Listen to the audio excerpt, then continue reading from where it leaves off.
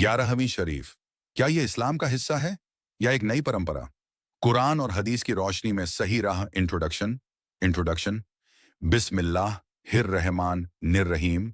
अस्सलामु अलैकुम वरहमतुल्लाहि वबरकातुह।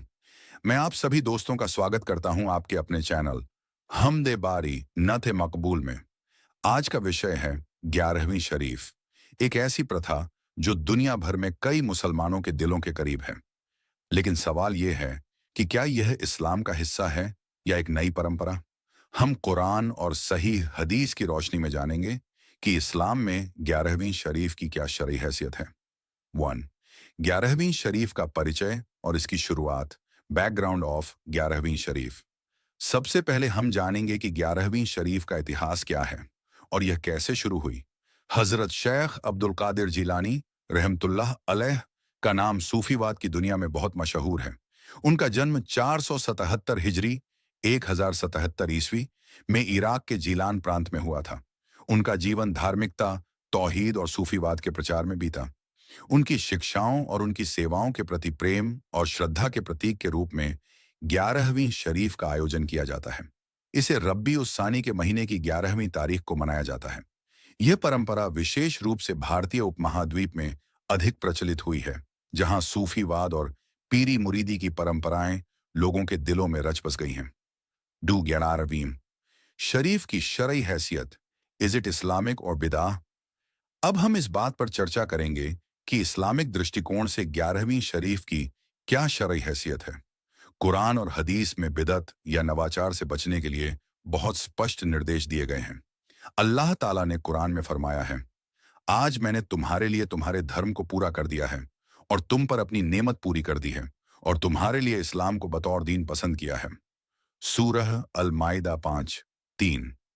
इसी प्रकार पैगंबर मोहम्मद सल्लल्लाहु अलैहि वसल्लम ने फरमाया है, हर बिदत गुमराही है और हर गुमराही का स्थान दोजख है। सही मुस्लिम। इससे यह स्पष्ट होता है कि इस्लाम में किसी नई प्रथा का पालन करना मना है। अगर हम 11वीं शरीफ की बात करें तो यह पैगंबर मोहम्मद सल्लल्लाहु अलैहि वसल्लम और उनके सहाबा के समय में नहीं मनाई जाती थी, इसलिए इसे शरई दृष्टिकोण से बिदअत माना जा सकता है।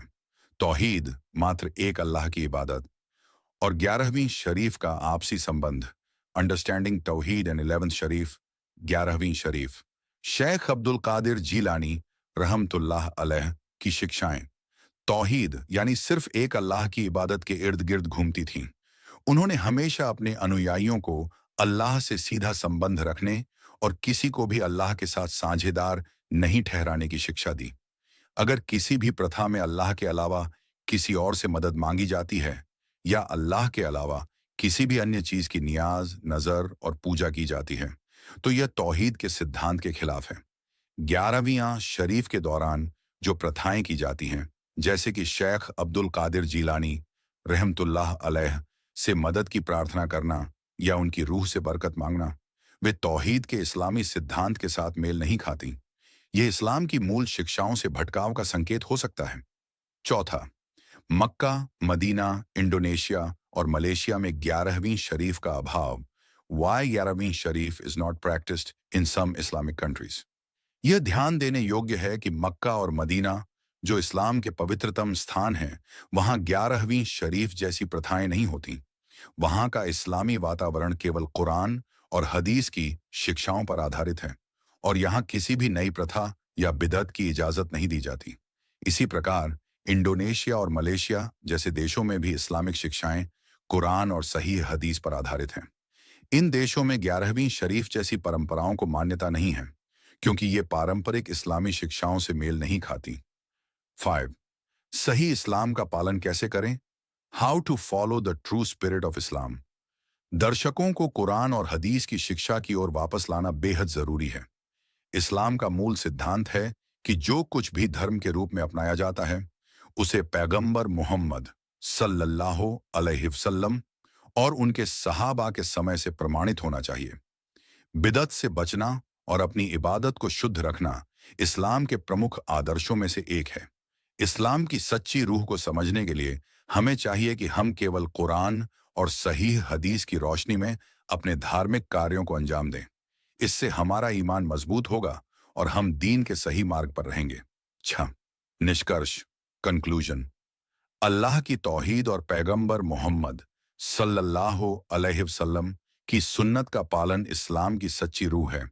हमें उन प्रथाओं से बचना चाहिए जो इस्लाम के शुरुआती दौर में नहीं थीं और जो शरई दृष्टिकोण से बिदअत मानी जाती हैं। कुरान और सही हदीस की रोशनी में अपने धर्म का पालन करें ताकि आपका ईमान सच्चा और शुद्ध बना रहे। 7, दर्शकों के लिए सवाल, ऑडियंस इंटरैक्शन। वीडियो को समाप्त करने से पहले मैं आपसे एक सवाल पूछना चाहता हूं। क्या आप मानते हैं कि इस्लाम में जो प्रथाएं शुरुआती दौर से नहीं हैं, उन्हें आज के समय में अपनाना सही है?